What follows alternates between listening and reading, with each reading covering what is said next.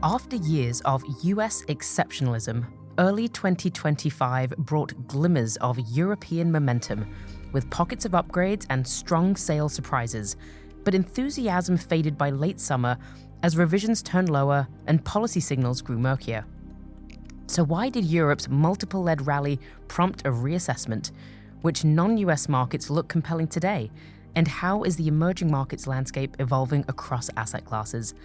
My name is Rajakumar, and today I'm joined by Maya Bhandari, Co-Chief Investment Officer of Multi-Asset and Co-Chair of Neuberger Berman's Asset Allocation Committee, to dig beneath the headlines and challenge some of the assumptions shaping the conversation beyond US markets. Maya, welcome to the show. Thank you for having me. It's an honor to be here. So, Maya, let's start with the big picture. I would love to hear your highest conviction views today and explain why now is an opportune moment for investors to really consider non-US assets. Well, it's an interesting time to be having this discussion, Anu, because Neuberger's Asset Allocation Committee's high conviction views, which really seek to capture opportunities 6 to 18 months ahead, skew outside the US at present. And that's pretty unusual. I'd say this is true across both equities and bonds. And perhaps a few areas to highlight at the top of our session, and we can sort of dive deeper into areas of interest over the course of our time together. So in equities at present, we're really focused on Japan and select emerging market equities like China. We also quite like small cap companies in the US, so it's certainly not a negative view on US companies overall, just a broad preference, I'd say, for other regions. I'm oversimplifying here, but in both Japan and emerging markets, the two key drivers of equity returns, first, prospective earnings or cash flows, and the second, the price we pay for those earnings or valuations are, to our judgment, looking quite positive at the moment. I should say that we've recently shifted to at target in Europe. Now, in the case of Japan and indeed emerging markets, there's plenty more, of course, under the hood. A strong commitment to shareholder reforms in Japan. In China, access to AI as a theme at a very different price point to the US is a strong draw. A good way to pull this together, I think, is that we have, on our assessment, moved from a world of TINA, there is no alternative to the US equity market, to TARA. There are real alternatives. And in 2024, for example, and candidly, many a year prior, the US was, frankly, the only show in town. This year, returns on US stocks, particularly in unhedged dollar terms, have been frankly dwarfed by the rest of the world, Europe, emerging markets, and increasingly Japan. I should say something about other asset classes as a multi-asset investor. Well, in fixed income, having been tilted positively on the US, we have recently clipped back, taking profits, if you will, after fairly large moves. And instead, we've upgraded and turned more positive on non-US bonds. And that's true for both the governments and corporates. And looking at all these views together, if you will, from the 20,000-foot perspective of an asset allocator, I'd say the common thread really is that every risk has attached to it a price. And in both equities and bonds, the areas we've just discussed, Japan, select emerging markets and equities, and European, UK, and emerging market duration have, to our minds, overpriced some of those risks. And for completeness, gold and indeed corners of private equity continue to have broad appeal for us as multi-asset investors. Now, earlier you mentioned that we've downgraded the view on European equities from slightly overweight to at target, but you've also mentioned that Japan remains a standout. So tell us the thesis there, and is this a short-term tactical view, or is there more a long-term structural opportunity in Japan? A great follow-up question, and this has been, as you just reflected, one of our highest conviction views in 2025. So what's changed? Now, we wrote about this recently and couched it in a Keynes quote, which says, when the facts change, I change my mind. What do you do, sir? And we chose that because in one key area, Europe and its asset markets, the facts have, on our assessment, changed since earlier this year, and we've altered our positioning in response to that. Maybe let's unpack that a little bit. I think we all remember soaring market volatility in the immediate aftermath of quote-unquote Liberation Day in early April.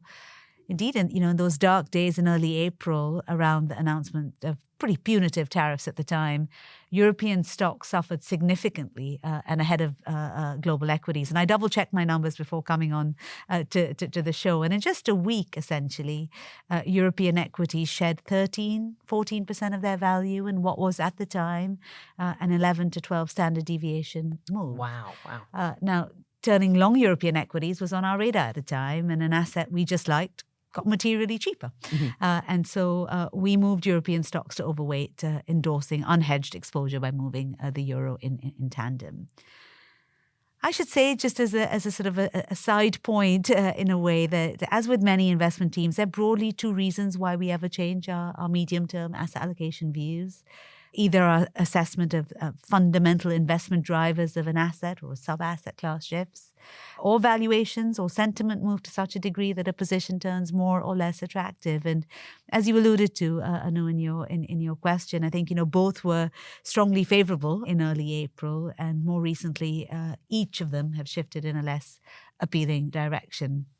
On the fundamental side, we anticipated better growth in earnings that you just mentioned. They were lagging both stronger earnings revisions, earnings that we saw in the prior year in 2024.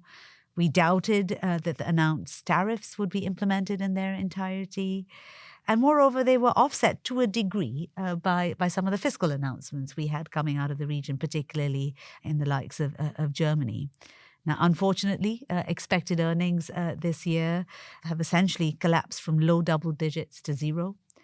2026 expectations have also started to roll over. Earnings revisions are pretty deeply negative in both absolute terms and relative terms. And on balance, tariff outcomes have been worse than expected, and the fiscal easing has been less than expected. So, I think that the fundamental picture has weakened. Within the European equity market, we also had, pretty firm positive outlook on some of the key sectors like banks. It's a hefty index sector, and we thought had significant re-rating potential to capture your point on ratings as they sort of scaled up the return on equity curve. And that sort of happened because you've had eye-watering returns from right? banks. 50 to 70%? Well, it's actually 70% in euro terms, and over 90% in dollar terms. Huge. And that's despite, and that's sort of 3 to 4 turns what we've seen for the index and versus US banks, for example. And yet on a forward-looking basis, in line with broader indices, earnings growth has been pretty disappointing. And finally, valuation, sentiment, positioning have all sort of turned more neutral. For example, I was looking day before yesterday at some of the investor flow numbers, and investor flows since April as a percentage of assets under management in European stocks have actually been the highest since January 2017. So we've seen pretty punchy inflows despite, I would say, cracking fundamentals. Yeah, and maybe does part of that reflect the position where you've been rebuilding the longs in bunds and gilts and favoring higher quality credit? Are they sort of interrelated, or what's driving some of the macro view behind the fixed income interest in Europe? Yeah, I think, certainly economies are not equal to stock markets, but I'd say in tandem with that weakening earnings outlook, the fundamental outlook in Europe has also softened. Our fixed income colleagues have turned more cautious on the outlook for Europe, for example. We expect more policy rate cuts to come from the European Central Bank. At the moment, rates markets essentially price in nothing over the next couple of years. We think you quite easily get 2 rate cuts in the next few months, later this year and early next year. And coming back to this idea that every risk has attached to it a price, we've seen really quite substantial moves in European fixed income, in bonds and gilts, in some of the spreads in Europe, and that's something we've sought to take advantage of. Yeah, absolutely. So cautious on Europe, but Japan remains a standout. So tell us the thesis there. Is this a short-term tactical view? Is this a more structural opportunity? And how are you expressing that in portfolios today? So I'd say in very simple terms, Japan has a combination of both really attractive fundamentals that arguably got more attractive following the recent elections, and an even more attractive price point to get exposure to these fundamentals. And on the fundamental side, I'd point to rising return on equity, continued strong shareholder returns as sort of important aspects of the investment thesis. I mean, Japan today has the highest net share buyback proportion of the major regions. I think a strong testament to the shift that's underway and something few of us would have imagined not long ago. Earnings, and especially earnings revisions, are rising smartly. And so a nice positive near-term outlook in addition to that positive longer-term outlook, in pretty sharp contrast to Europe, which we were just discussing.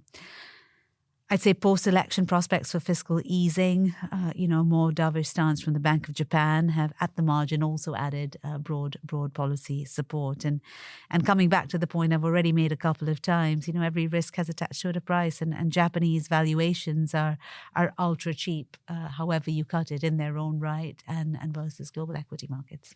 Okay, great. Thank you for that. Now, bringing it all together, Maya, from a multi-asset perspective, how should investors be constructing portfolios, again, in this world of divergent policy mixes? Well, Anu, we currently have divergence, I'd say, on at least three fronts: policy stances, macro and earnings setups, and what markets are reflecting or pricing, if you will, for both policy and broader macro. And perhaps we could land on the last of these, what markets are discounting. And I'd make three key points, really.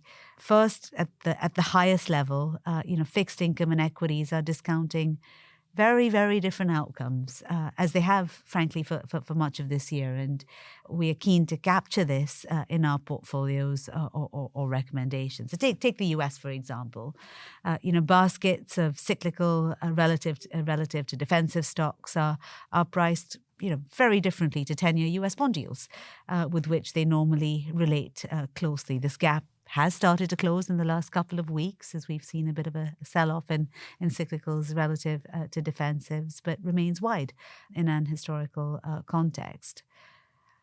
Looking at the slope of the yield curve and earnings growth, you see a similar gap with changes in the slope between the 5 and the 30-year US bonds, for example, being consistent with very flat US earnings growth. And I'm talking about over long periods. And that's not the sort of 10 to 12% that's currently the expected and indeed the run rate for US earnings. And if we roll these various elements up into sort of broad equity premia and compare them with broad bond premia, we see gaps that we haven't really seen since the pandemic in 2020. Or put differently, there's vastly more caution built into broad bond markets than there is at the moment in equities. And this gap is most striking in Europe, which is where we are, if you will, actively capturing this 20,000-foot premium gap between equities and bonds in our recommendations. And as we touched on in an earlier question, long-dated European bond yields, bunds, but also gilts have soared in both real and nominal terms. I mean, as we've also discussed, earnings yields, essentially the inverse of a forward price to earnings, have fallen considerably.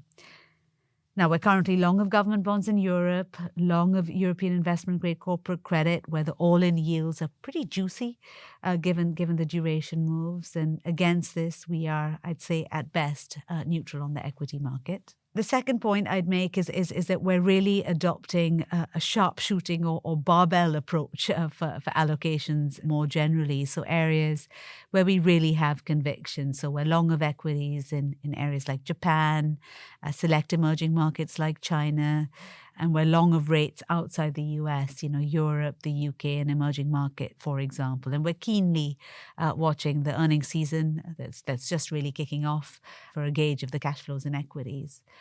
I should say as well that our only remaining short dollar position today is versus EM currency, which of course is a key component to certainly emerging market local bonds. And the third, and I think very important point I'd make is that we're diversifying carefully with holdings like gold and private equity, particularly important. Diversification has been tricky this year for investors, I'd say, across the piece. And these are a couple of areas where we have found real opportunities. And long gold is, of course, also quite a nice way to be short dollars, but with some fundamental support to boot. Yeah, absolutely. No, that was a great summary of the views. Maya, I can't let you go today without a quick bonus question. So from gorilla trekking in Rwanda to city hopping across continents, I know that you love to travel and explore our beautiful world. My question for you is, what is one must-pack item that you never leave home without? I think that's actually a pretty easy one for me to answer because it's a great book. If nothing else, it keeps me out of trouble with my husband. Great. And any genres that you prefer or you sort of gravitate towards? I read pretty widely, so both fiction and nonfiction. Okay. And any recommendations or recent books that you've really enjoyed? Well, I've literally just finished on my journey over here to Paradise by Hanya Yanagihara, and I thought it was fantastic. Okay, good. All right. I will mention it to my book club then. Thank you very much. Thank you for sharing. To recap some of your comments, you spoke at length about the highest conviction views across regions and asset classes, tracing back from earlier this year with European optimism to now a more sober read on earnings and policy. You shared the phrase, we're going from TINA, there is no alternative, to US assets, to TARA, there are real alternatives. And you talked about the diverging views between policy, macro and earnings, and pricing across different regions that are really important for investors to pay attention to. And then lastly, I want to close with the Keynes quote that you said, which I love, when the facts change, I change my mind, which I think is so important as allocators, right? And as investors to be open-minded and flexible because conditions do change, and being able to take advantage of opportunities is so critical, particularly in our role as multi-asset investors. So thank you so much for the comments, for the clarity, and for joining me today on Disruptive Forces. Thank you very much for having me here. And to our listeners, if you've enjoyed what you've heard today on Disruptive Forces, you can subscribe to the show from wherever you listen to your podcasts, or you can visit our website at nb.com/disruptive forces, where you'll find previous episodes as well as more information about our firm and offerings. This podcast contains general market commentary, general investment education, and general information about Neuberger Berman. It is for informational purposes only, and nothing herein constitutes investment, legal, accounting, or tax advice, or a recommendation to buy, sell, or hold a security. This communication is not directed at any investor or category of investors, and should not be regarded as investment advice or suggestion to engage in or refrain from any investment-related course of action. All information is current as of the date of recording, and is subject to change without notice. Any views or opinions expressed may not reflect those of the firm as a whole. This material may include estimates, outlooks, projections, and other forward-looking statements. Due to a variety of factors, actual events or market behavior may differ significantly from any views expressed. Please refer to the disclosures contained in the episode notes and episode details, which are an important part of this communication. Investing entails risks, including the possible loss of principal. Past performance is no guarantee of future results.